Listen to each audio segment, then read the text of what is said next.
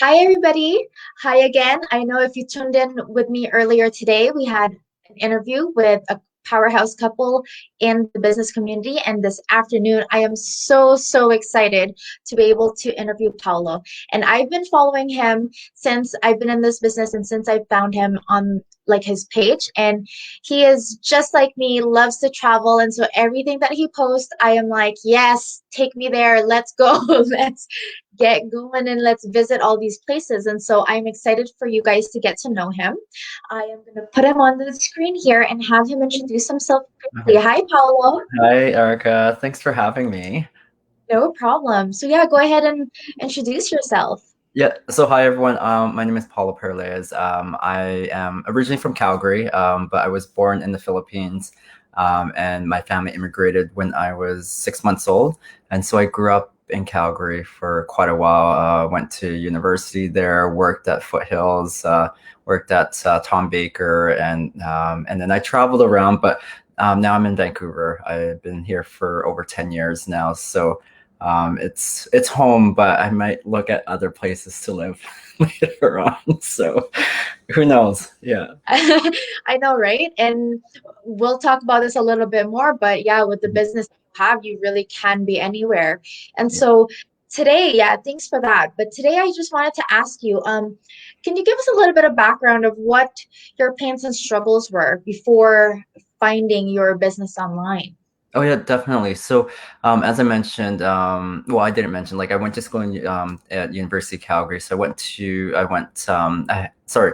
there for nursing school. So I was there. I graduated in 2004-ish. Yeah. So I've been a nurse for almost 17 years now. I worked at Foothills Hospital, and then after that, I worked there for a couple years, and then moved to Vancouver and worked here for a few years.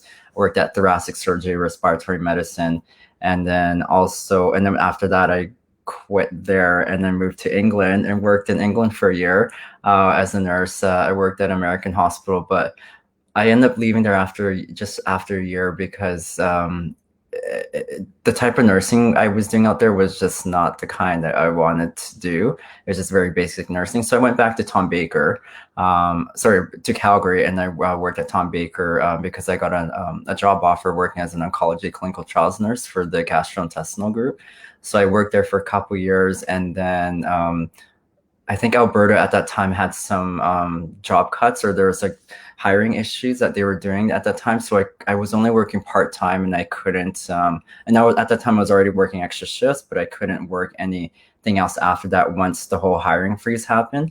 And so I had to go back to like only working 2 days a week, and I didn't know when that was going to happen, like when that lift was going to happen with the restrictions. So I ended up moving back to Vancouver and worked here at a hospital for a bit, and then got into BC Cancer and got back into research again. And so I did that for almost 6 years at BC Cancer for a bit, and then I started burning out because the section I was working with my other colleagues, one of the nurses, there's three of us in total. One of them ended up going on sick leave because in clinical trials, it's a very stressful nursing sort of role. It's a niche sort of area for nurses because you're not just having to deal with patient care, you're having to deal with accounting, what else? Accounting, logistics of getting patients onto study, coordinating with the doctors, coordinating with the pharmaceutical companies and sponsors to get a patient on study, dealing with contracts and so on, and dealing with all the different vendors to get a study up and running. And when the patient's on study, you're basically the primary nurse, and the medical oncologists are the ones that look to the trials nurses for guidance on the protocol and how to get a patient treated. So think of that as just one patient, but times that by 50 patients or more. And because when my colleague had to go on sick leave, we never got to replace her because you can't just pick a nurse from the hospital and put her in that setting because they have to be trained, they have to be delegated, and have sort of knowledge of how each trial works. So it's hard for somebody to replace a trials nurse.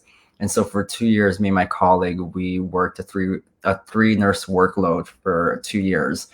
And then I just developed like a lot of stress. Like I was working a lot of overtime. I mean, it's good that you get overtime pay, but when you're stressed and you're coming home late and you're just tired all the time after work, And that ended up causing me to something triggered within my body because around that time too, I bought a house downtown, a condo downtown, and so I had a stressful job and a stressful moving into a new place, and something in my DNA just triggered this neuromuscular disorder to come up.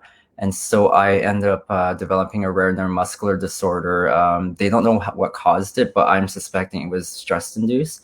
But it's called cervical dystonia. And it was to the point that I lost full control of my head movement. Like I was doing this, like I had no control. It felt like somebody had a remote control controlling my head. And this was, I got diagnosed just before I turned 33. And what I just showed you was very sort of gentle. Like it got pretty aggressive. Anytime I got angry or upset, it just pulled even harder and more aggressively. And it was like for 2 months, it was doing that because the doctors I went to kept saying like it's just going to go away, that it's nothing, and so on. And because it got really aggressive, it pinched the nerve between my spine, and so I lost full control of my right arm too. So I couldn't feed myself. I couldn't dress. I had my mom come here. She was supposed to come here for my birthday and end up staying for like several months because I couldn't even get out from bed. Like lying down in bed was my neutral position. There was the only place I can actually relax. And so being healthy and then all of a sudden within a couple months going to being debilitated and couldn't feed myself, I couldn't dress myself. It took me over 2 years to actually get back to how you see me now. I mean, I'm not 100% physically there, but I feel like I'm 150% better mentally and emotionally through this. But that at that time when I was lying in bed thinking, is this how my life, the rest of my life is going to be? Because I was thinking like I couldn't work out, like I wouldn't be able to go to drive anymore. I wouldn't be able to leave the house. I thought that was my life for the rest of my life. And I sat there not thinking about getting healthy. I sat there thinking about who's going to pay for the bills? Like, how's my partner going to work and pay for all these expenses and all these debt that I had to pay off? And that was on my top of my list of things I was thinking about rather than thinking about my health. And I told myself, if at that time, if I ever get out of this, I would not let myself get in that situation again financially. And so that's one of the reasons like why I got into the business, because of I didn't want to be stressed again from work. I didn't want to be in that scenario again where I was like, if anything happens, that I don't have the money to be able to support myself in that sense. So that's what got me into it. And plus, being a nurse, I mentioned I traveled a lot. Like I not traveled, I worked in a lot of different places. My seniority level for vacation kept resetting each time.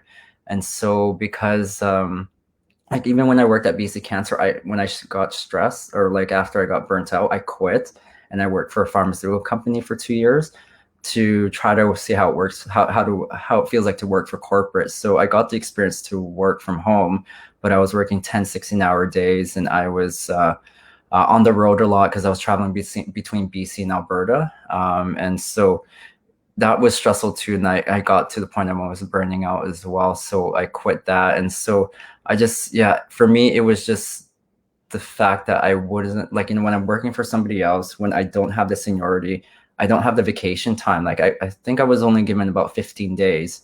And for somebody who's been nursing for as long as I have, normally you get like, I think 7 to 8 weeks of vacation. And for me, it's not justifiable to have that sort of knowledge and seniority and work that kind of stress throughout the whole year and only have like 2, 3 weeks off to be able to relax.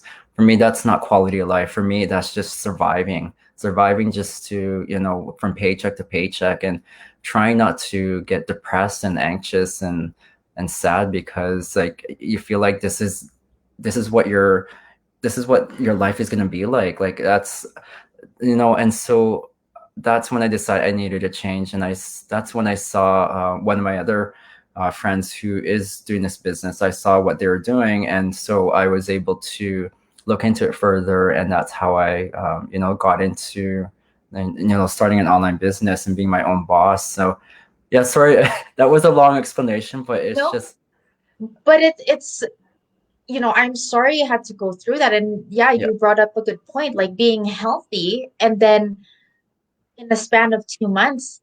like not being able to do the things that we as everyday living we take for granted, right? Like be able Yeah. to feed yourself, dress yourself, all of that, and then for that to go away, that's that's powerful. That's crazy, right? Yeah, Like like as Pepe said, what a story. Like, it's and yeah, it was to the how did point. you deal with that? I was embarrassed. I was because it wasn't like an actual physical, like I didn't have a cast. I didn't have anything to show people that I had a disability. So going out, I remember my mom was so patient with me. I mean, I love her to death. And for me to even just get ready, it took me 2 hours just to shower, do my basic like activities of daily living. And then to get out, I'd be walking just not even a block and I was exhausted. And I'd tell my mom, like, I'm so sorry. I know we were supposed to go to like just Shoppers Drug Mart, which is just a block away. I couldn't even make it that block. And then so she's like, it's okay. We'll try again tomorrow. So we did that for a whole week. And slowly I would just get out every time. So yeah, it was a humble experience for me, but at the same time, it was a really hard reality check. And I didn't, I took some pictures of it, of like my whole process. I wish in hindsight I would have done like a vlog of just sort of capturing my experience of like how it is, because as I mentioned, this disorder is very rare. Not a lot of people hear about it. And so stuff I saw online was just hearing people that they don't leave their place. They don't, after that, like once you've been diagnosed, that's, you're stuck at home sort of thing. So, but it was a totally different mindset change too, because after that point, I said, you know, screw this. I'm not going to look at stuff on the internet anymore. And I'm just going to focus on myself and focus on getting better. And look at me now, like, it's been 6 years now since I've been diagnosed with this, or coming up 7 years. So, things can change as long as you change your mindset of being able to telling yourself that this isn't the life that you deserve. And it also falls along the lines of, you know, with work as well too. And because I've had that experience with my physical health, I use that as a reminder that you can get through anything, you can make things happen, you can change things. So I haven't looked back since starting this business. Like, I mean, you mentioned that we both like to travel, and I love posting a lot of stuff on my business page about travel, because for me, I think travel for me is a reset button. But then it allows you to experience different cultures. It allows you to experience life. And so it's nice that I'm able to portray that in my business page. And also I've been able to actually live it. Like, I mean, last year in March, I worked remotely down in Mexico, working on the business, because I went from full-time nursing.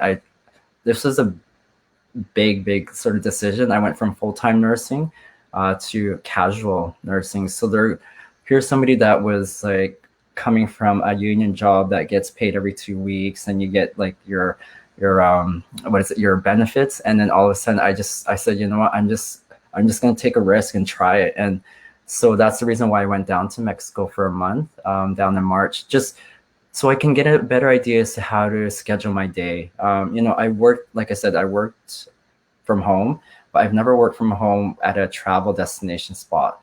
Because that's, you know, when you get to meet people, they're always like, oh, come out for a drink, come out for dinner. So I was trying to get a schedule down. And so that month being down there, I was able to create a schedule, which allowed me when I went down to Mexico again in November. I was down there from November, December, and January, that I was able to have a structured schedule that I'd work from this time to this time. And then after that, the rest of the time is free. So Party time. yeah, yeah. A lot of people thought I was always partying all the time. I'm like, no, I'm like, even though despite my stories that I post, I'm like, I'm working. Like, I mean, this business, you have flexibility, but because I want to get ahead with my business, I sort of set schedule. And so for those who are watching this, like, you know, when you first start, you put a lot of hours into it just to get the business up and going. But the maintenance phase of it, you can do 1 hour, 2 hours, 3 hours one day, and then next day you can do like no hours because you've got other things going. And so that's, but for me personally, I just wanted to get things going because I was talking to Erica before this, like when I got back to Vancouver, I accepted a contract job with BC Cancer because it was a project that I've been sort of part of it the last couple of years was trying to get this medical patient program system to be implemented in all like Vancouver General, St. Paul's, Lionsgate, and now they're implementing in BC cancer sites. And so I'm one of those nurses that they call me a clinical informatics specialist. So I'm going to be the tech person, but the nurse person to provide support for this site staff once the program goes live. But right now we're just sort of in the process of getting things, the workflows getting sorted out and trying to move everything from paper to electronic. So for me, it's an interesting project, but at the same time, it's not something I need to do. Like it's not something that this is something that's going to help me pay the bills. This is just something because I want to take part in it, which is strange because usually when I work for somebody else, it's because I need it to pay my bills. But now I'm just like, this is something this is something I want to take part in because I want to be part of Passionate it. about it, Yeah. right? Yeah. Yeah. I love helping people. And this is another way of helping my patients to have their care more streamlined because I've been there at the front lines where, a missing blood work is not in the system. And so we have to give them another poke. And for oncology patients, a poke is devastating to them because, they've got very fragile skin. So it's nice. I'm really happy to be part of this project, but at the same time, I can see why I'm not really liking the 9 to 5 because the pressures and the deadlines. Like it's just a reminder to me that I am so happy that I have an online business that I can not fall back to, but I have this ability and be able to use that. That I'm not reliant on this new job that I just took on. Yeah, exactly. And Yeah. so, well, yeah, that's awesome, right? Like you're able to do the things that you want to do, Yeah. whether it's being in Mexico for 3 months and scheduling your own time and trying and figuring out what your day will look like, or Mhm. doing a passion project where you're helping people and the medical community in Mhm. like that's amazing. Yeah. And so I wanted to ask you, what has been, and you've kind of touched on it a little bit, but what has been the biggest change that has happened to you since you've been in this business? I think the biggest change is when I take a step back, I think the biggest change is not being afraid to take a risk, and getting out of your comfort zone because as I mentioned before, I was in that comfort bubble of getting paid every 2 weeks and being, part of a union and having a secure job. But now that I'm outside of that bubble and realizing the potentials of what having your own business can do, like I wish I would have done it sooner. Like I wish I would have came across this like a year, 2 years ago. But things all happen for a reason, timing, everything as well. So I think that's the biggest sort of thing I've gotten out of this is that now that I've been able to do this, I'll be able to like I have the courage to try other new things, and I find doing this as well, you network with other people, just like even outside of our business community.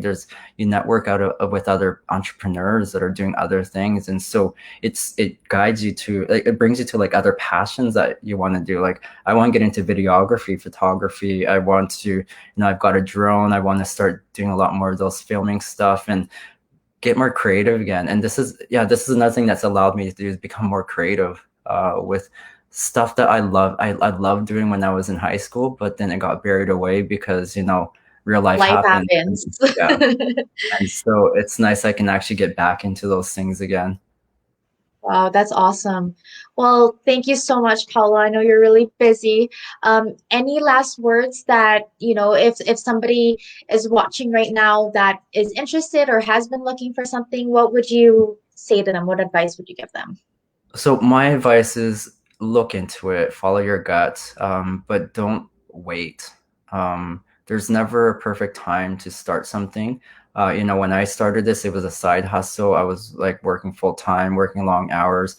I scheduled it into my day. I'd be getting up an hour early to work on the business, and on my breaks, I'd be like bouncing between clinics. I'd be, maintaining my business, and even after work, I'd be maintaining my business. So I've made it part of my life. And you have to ask yourself, like, if the current state you're in now, where do you see yourself in 5 years? like 5, 10, 15 years, do you see yourself in the same situation over and over again for that many years? Or do you want to change that situation, actually do something that will improve your quality of life, and get out of that repetitive cycle? So, Yeah. yeah, That's awesome. Yeah, because looking to the future and asking yourself, are you happy with where yeah, you're at and being in the same place as you're yeah, at right now? yeah. And Oh, that's amazing. I want to add this one more thing too before I go, is that, I've taken care of hundreds of patients in oncology, and out of I have a lot of really good conversations with them. A lot of it has to do with death and dying, and like, what they haven't been able to accomplish in life and what they want to do in life. And out of all the conversations I've had with all my patients, the common subject that comes up is time. I wish I had time to spend with my family. I wish I had time to go to Paris and visit all the bucket list countries and cities I wanted to do. And so you have to ask yourself, like, is this, yeah, like I mentioned, is this the life that you want to live, or do you want to live a life where you don't have regrets, you don't question the fact that, you don't have the time to do things.